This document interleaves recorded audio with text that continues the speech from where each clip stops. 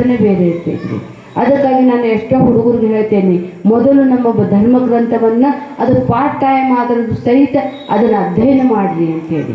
ನಮಗೆಲ್ಲ ಎಲ್ಲರೂ ಹೇಳ್ತಾರೆ, ನಮ್ಮ ಮನೆಯಲ್ಲಿ ಭಗವದ್ಗೀತೆ ಇದೆ ರೀ, ನಮ್ಮಲ್ಲಿ ವಚನಗಳಿದ್ದಾವೆ, ನಮ್ಮಲ್ಲಿ ಮಹಾಭಾರತ ಇದೆ ಅಂತ ಹೇಳ್ತಾರೆ. ಆದರೆ ಸ್ವತಃ ಓದೋದಕ್ಕಿಂತ ತಿಳಿದವರ ಕಡೆಯಿಂದ ಅದನ್ನು ತಿಳಿದುಕೊಂಡಿದ್ದರೆ ಮಾತ್ರ ಅದು ನಮಗೆ ಚೆನ್ನಾಗಿ ತಿಳಿಯುತ್ತದೆ. ಹೇಗೆ ಅಂತ ಹೇಳಿದರೆ, ಒಬ್ಬ ತಾಯಿ ತನ್ನ ಸೊಸೆ ಮಾಡ್ತಾಳೆ, ಸೊಸೆ ಡಬಲ್ ಡಿಗ್ರಿ ಮಾಡಿರ್ತಾಳೆ. ಡಬಲ್ ಡಿಗ್ರಿ ಮಾಡಿದ್ದ ಮಾತ್ರಕ್ಕೇ ನಾವೆಲ್ಲರೂ ಶಾಣಾರದಂತ ತಿಳ್ಕೊಳ್ಳೋದು ಸಹಿತ ತಪ್ಪದಲ್ಲಿ. ಆಗ ಅವಳು ಮನೆಗೆ ಬಂದು ಹೇಳ್ತಾಳೆ, ಏನಮ್ಮ ಏನು ಮಾಡಿ ಅಂತ ಹೇಳಿದ್ರೆ, ನಾನು ಈಗ ಹಿಟ್ಟು ಕಲಿಸಿತ್ತೇನೆ ಅಂತ ಹೇಳ್ತಾಳೆ. ಅಮ್ಮ ಹೋಗಿ ಆ ಹಿಟ್ಟು ನೋಡ್ತಾಳೆ. ಆ ಹಿಟ್ಟು ಕಲಿಸಿ ಅದ್ರ ಮೇಲೆ ಒಂದು ಗಂಟೆ ಇಟ್ಟಿರ್ತಾಳೆ ಸೊಸೆ. ಯಾಕೆ ಗಂಟೆ ಇಟ್ಟಿ ಅಂತ ಹೇಳಿದರೆ, ಅವಳು ಪುಸ್ತಕವನ್ನು ಓದಿ ಅಡುಗೆ ಮಾಡೋಕ್ಕಿರ್ತಾಳೆ. ಇಲ್ಲಮ್ಮ, ಪುಸ್ತಕದಲ್ಲಿ ಹಾಗೆ ಬರೆದಿದ್ದಾರೆ, ಹಿಟ್ಟು ಕಲಿಸಿ ಒಂದು ಗಂಟೆ ಇಡ್ರಿ ಅಂತ ಹೇಳಿದ್ರು, ಅದಕ್ಕಾಗಿ ನಾನು ಅದ್ರ ಮೇಲೆ ಒಂದು ಗಂಟೆ ಇಟ್ಟೇನೆ ಅಂತ ಹೇಳ್ತಾಳೆ. ತಿಳಿದುಕೊಳ್ಳೋದು ತಪ್ಪಾಗಿ ತಿಳಿದುಕೊಂಡಿದ್ದಾಳೆ. ಒಂದು ಗಂಟೆ ಅಂತೇಳಿ ಒಂದು ತಾಸು ಬಿಟ್ಟು ನೆನೆಬೇಕಂತ ಹೇಳಿದ್ದಾರೆ, ಆ ರೀತಿ ಒಂದು ಗಂಟೆನೇ ಇಟ್ಟು ಬಿಟ್ಟಿದ್ಲು ಅಂತ ಹೇಳಿದ್ರೆ ಓದಿದ್ದೇನೋ ಸರಿ ಇದೆ, ಆದರೆ ತಿಳ್ಕೊಂಡಿದ್ದು ತಪ್ಪಾಗಿದೆ ರೀ.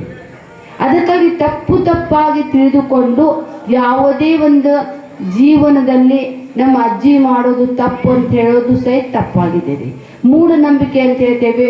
ನಮಗೆ ಏನಾದರೂ ಮಗುವಿಗೆ ಅದಕ್ಕೆ ಆರಾಮಿಲ್ಲ ಅಂತ ಹೇಳಿದರೆ ಫೈರ್ ಬಾತ್ ಮಾಡ್ತಾರಲ್ರಿ, ಇದನ್ನು ಕಸಬರಿಗೆ ತೊಗೊಂಡು ಅದಕ್ಕೆ ಬೆಂಕಿ ಹಚ್ಚಿ ಹಿಂಗೆ ಮಾಡ್ತಾರಂತೇಳಿ ಈಗ ಎಲ್ಲರೂ ಹೇಳಕತ್ತಾರೆ, ಅದನ್ನು ಮಾಡೋದು ಸರಿ ಇದೆ ಅಂತೇಳಿ. ಎದಕ್ಕಂತ ಹೇಳಿದರೆ, ನೆಟ್ಟದ ಒಂದು ಯೂಸ್ ಇರ್ತಾವಲ್ರಿ, ಹಂಗೆ ಯೂಸದ್ದು ಏನೋ ಒಂದು ತಪ್ಪು ಅದನ್ನು ಅಟ್ಯಾಕ್ ಆಗಿರ್ತೈತಿ, ಅದು ಬೆಂಕಿಯಿಂದ ಹಿಂಗೆ ನಿವಾರಣೆ ಮಾಡಿದ್ರು ಸಹಿತ ಹೋಗುತ್ತದೆ ಅಂತೇಳಿ ಈಗ ಅದನ್ನೆಲ್ಲ ಸತ್ಯ ಅಂತ ಹೇಳ್ತಾ ಇದ್ದಾರೆ. ಅದಕ್ಕಾಗಿ ಯಾವುದೂ ಮೂಢನಂಬಿಕೆ ಇರಲಿಕ್ಕಿಲ್ಲ, ಆದರೆ ಅದನ್ನು ಸರಿಯಾಗಿ ತಿಳಿದುಕೊಂಡಿದ್ದೇ ಆದರೆ ನಮ್ಮ ಜೀವನಕ್ಕೆ ಉಪಯುಕ್ತ ಅಂತೇಳಿ. ಮತ್ತೊಂದು ಹೇಳ್ತಾರೆ ಇಲ್ಲಿ, ಜೀವನದಲ್ಲಿ ಯುವಕರು ಇತ್ತಿತ್ತಲಾಗಿ ವ್ಯಸನಕ್ಕೆ ಒಳಗಾಗ್ತಾ ಇದ್ದಾರೆ. ಯಾವ ವ್ಯಸನ ಮುಕ್ತ ಭಾರತ, ಅದರಲ್ಲಿ ಯುವಕರ ಪಾತ್ರ ಹೆಚ್ಚಾಗಿದೆ. ವ್ಯಸನ ಅಂತ ಹೇಳಿದರೆ ಬಾರ್ ಬಾರ್ ವಹಿ ಕಾಮ್ ಕರ್ನೆ ಕಾ, ಬಾರ್ ಬಾರ್. ಈಗೆಲ್ಲಕ್ಕಿಂತ ದೊಡ್ಡ ವ್ಯಸನ ಯಾವುದಪ್ಪ ಅಂತ ಹೇಳಿದ್ರೆ ಮೊಬೈಲ್ ಆಗಿದೆ ರೀ. ಮೊಬೈಲಿಂದ ಜೀವನನೇ ಇಲ್ಲಂತೆ ಆಗಿದೆ. ಎಲ್ಲರ ಒಂದು ಜೀವನದಲ್ಲಿ ಅಧ್ಯಯನದ ಕೊರತೆಯೂ ಕೂಡ ಈ ಮೊಬೈಲ್ನಿಂದ ಆಗ್ತಾ ಇದೆ ಅಂತೇಳಿ ದೂರ್ತಾ ಇದ್ದಾರೆ. ಆದರೂ ಸಹಿತ ಮೊಬೈಲ್ ಉಪಯುಕ್ತವೋ ಅಥವಾ ನಿರುಪಯುಕ್ತ ಅಂತ ನಾವು ನೋಡಿದ್ದೇ ಆದರೆ ಅದನ್ನು ನಾವು ನೋಡುವ ದೃಷ್ಟಿಯಲ್ಲಿ ನಾವು ತೆಗೆದುಕೊಳ್ಳುವಂಥ ನಿರ್ಧಾರದಲ್ಲಿ ಇದೆ ಅಂತೇಳಿ. ಒಂದು ರೀತಿಯಿಂದ ನೋಡಿದ್ದೇ ಆದರೆ ಮೊಬೈಲಿನಿಂದ ಅದು ನನ್ನ ಕೈಯಲ್ಲಿ, ಇಡೀ ವಿಶ್ವವಿದ್ಯಾಲಯವೇ ನನ್ನ ಕೈಯಲ್ಲಿದೆ. ನಾವು ಅದನ್ನು ಒಳ್ಳೆಯದಕ್ಕೂ ಉಪಯೋಗಿಸ್ಕೋಬೋದು, ಕೆಟ್ಟದ್ದಕ್ಕೂ ಉಪಯೋಗಿಸ್ಕೋಬೋದು. ನನ್ನ ಹತ್ತಿರ ಒಂದು ಚಾಕು ಇದೆ ರೀ, ಆ ಚಾಕು ತಗೊಂಡು ನಾನು ತರಕಾರಿಯನ್ನು ಹೆಚ್ಚಿಕೋಬಹುದು ಅಥವಾ ನನ್ನ ಮೂಗನ್ನು ಕೂಡ ಹೆಚ್ಚಿಕೊಳ್ಳಬಹುದು. ಮೂಗನ್ನೇ ಹೆಚ್ಚಿಕೊಂಡರೆ ನನಗೆ ಎಷ್ಟು ತೊಂದರೆ ಆಗುತ್ತದೆಯೋ ಹಾಗೆ ನಾವು ಕೇವಲ ಎಂಟರ್ಟೈನ್ಮೆಂಟ್ ಅಷ್ಟನ್ನೇ ನೋಡ್ತಾ ಇದ್ದೇವೆ. ಬರೀ ಕುಡಿಯೋದನ್ನು ನೋಡಾಕತ್ತೇವೆ. ಬರೀ ನಾವು ಬಾಲಿವುಡ್ ಹಾಲಿವುಡ್ದ ಹೀರೋ ಹೀರೋಯಿನ್ಗಳನ್ನೇ ತುಂಡು ಬಟ್ಟೆಗಳನ್ನು ಹಾಕಿಕೊಂಡಿದ್ದನ್ನೇ ನೋಡ್ತಾ ಇದ್ದೇವೆ ಅಂತಂದಿದ್ದ ಮಾತ್ರಕ್ಕೆ ನಮ್ಮ ಜೀವನಕ್ಕೆ ಅದು ಏನೂ ಉಪಯೋಗ ಆಗೋದಿಲ್ಲ ರೀ. ಆದರೆ ಅದನ್ನೇ ನೀವು ಯೂಟ್ಯೂಬ್ನಲ್ಲಿ ತೆಗೆದಿದ್ದೇ ಆದರೆ ಇಡೀ ವಿಶ್ವವಿದ್ಯಾಲಯವೇ ತೆರೆದುಕೊಡುತ್ತದೆ.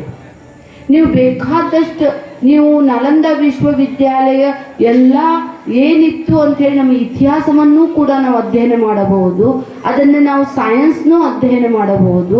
ನಾವು ಅದನ್ನೇ ಖಗೋಳಶಾಸ್ತ್ರವನ್ನು ಅಧ್ಯಯನ ಮಾಡಬಹುದು.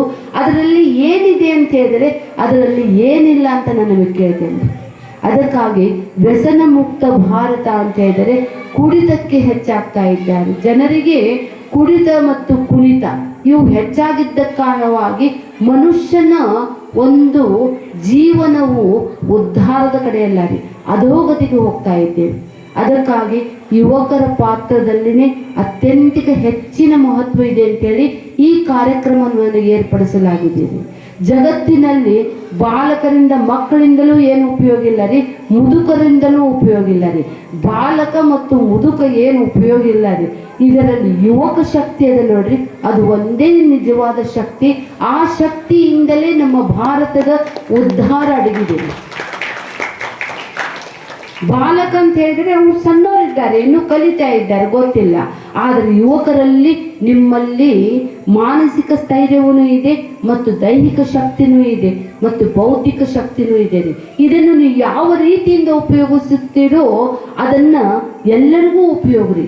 ಅದಕ್ಕಾಗಿ ನೀವು ಇಲ್ಲಿರುವಂತಹ ಯುವಕರು ಸೈಂಟಿಸ್ಟ್ನೂ ಆಗಬಹುದು, ಸೈನಿಕನೂ ಆಗಬಹುದು, ಅಥವಾ ನೀವು ಒಬ್ಬ ರೈತನೂ ಆಗಬಹುದು ರೀ. ನಾನು ನಿತ್ಯವೂ ಕೂಡ ಬೆಳಿಗ್ಗೆ ಎದ್ದ ತಕ್ಷಣವೇ ಕರಾಗ್ರೇ ವಸತೆ ಲಕ್ಷ್ಮಿ ಅಂತಲೂ ಪ್ರಾರ್ಥನಾ ಮಾಡ್ತೇನೆ. ಅದರಂತೆ ನನ್ನ ರೈತನಿಗೆ ಉದ್ಧಾರವಾಗಲಿ. ರೈತ ಬದುಕಿದರೆ ನಾವು ಬದುಕ್ತೇವ್ರಿ. ಅದಕ್ಕಾಗಿ ಈಗಿನ ಕಾಲದಲ್ಲಿ ಕೇವಲ ತಾಂತ್ರಿಕ ವಿದ್ಯೆಗಿಂತ ರೈತಾಪಿ ಜೀವನ ಶ್ರೇಷ್ಠ ರೀ. ಕೋಟಿ ವಿದ್ಯೆಗಿಂತ ಮೇಟಿ ವಿದ್ಯೆ ಲೇಸು. ಮನುಷ್ಯ ಅನ್ನ ಇಲ್ಲದೆ ಇದ್ದರೆ ಬದುಕಲಿಕ್ಕೆ ಸಾಧ್ಯ ಇಲ್ಲ ರೀ.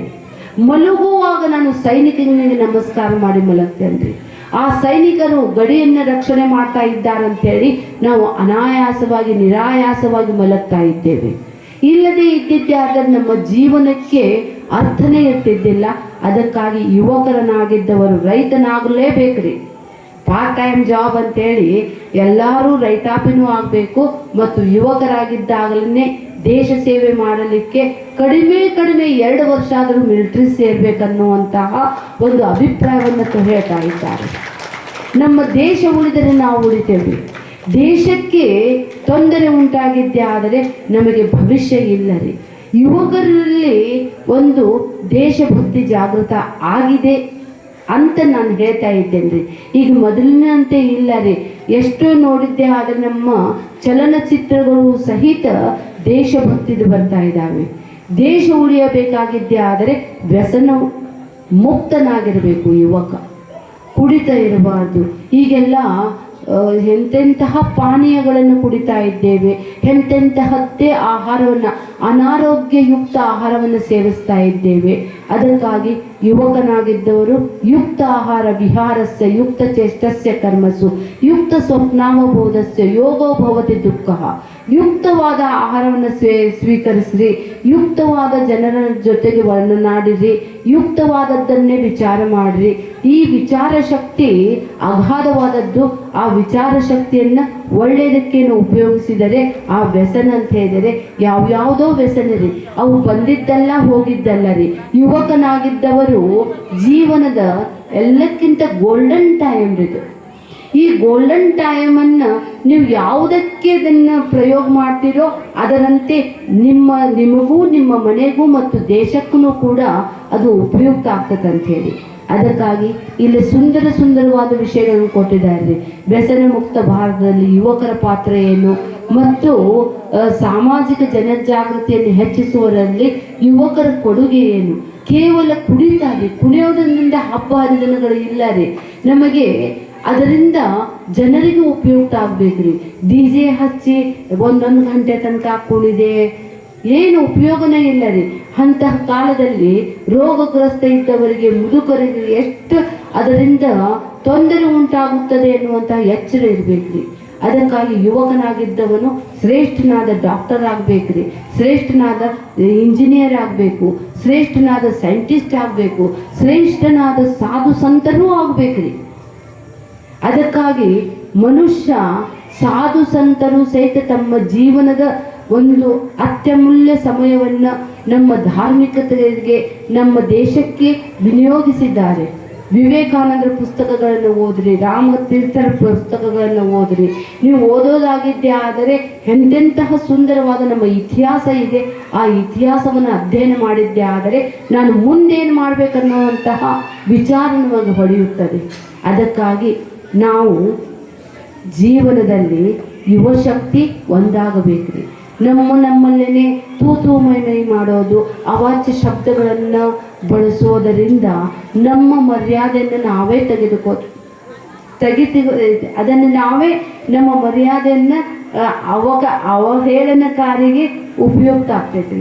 ಅದಕ್ಕಾಗಿ ಯುವಕರಿಗೆ ನನ್ನ ಕಳಕಳಿಯ ಒಂದು ಕೊನೆಯ ಸಂದೇಶ ಅಂತ ಹೇಳಿದರೆ, ನನ್ನ ಭಾರತಕ್ಕೆ ಈಗಿನ ಸದ್ಯದ ಪರಿಸ್ಥಿತಿಯಲ್ಲಿ ನನ್ನ ಭಾರತಕ್ಕೆ ಯುವಕರ ಕೊಡುಗೆ ಬಹಳ ಬೇಕಾಗಿದೆ. ಅದಕ್ಕಾಗಿ ಭಾರತಾಂಬೆಯ ಎಲ್ಲ ನನ್ನ ಯುವ ಶಕ್ತಿಗೆ ಇನ್ನೂ ಚೆನ್ನಾಗಿ ಎಲ್ಲರೂ ಅವರಿಗೆ ಸಪೋರ್ಟ್ ಮಾಡಬೇಕ್ರಿ. ಅವರಿಗೆ ತಾಂತ್ರಿಕ ವಿದ್ಯೆಯನ್ನು ಕೊಡಬೇಕು, ಆಧ್ಯಾತ್ಮಿಕ ವಿದ್ಯೆಯನ್ನು ಕೊಡಬೇಕು. ಅದರಂತೆ ಜನರ ಸಲುವಾಗಿ ಅವರಲ್ಲಿ ಕಳಕಳಿ ಇರಬೇಕ್ರಿ. ಇದ್ದಿದ್ದೇ ಆದರೆ ಯುವಕರು ನಾಯಕರಾಗಿ ಹೊರಹೊಮ್ಮಬೇಕಂತ ಹೇಳ್ತಾ ನನ್ನ 4 ಮಾತುಗಳಿಗೆ ನಾನು ಪೂರ್ಣ ವಿರಾಮ ಕೊಡ್ತೇನೆ. ಹರಿ ಓಂ. ನಮಸ್ತೆ.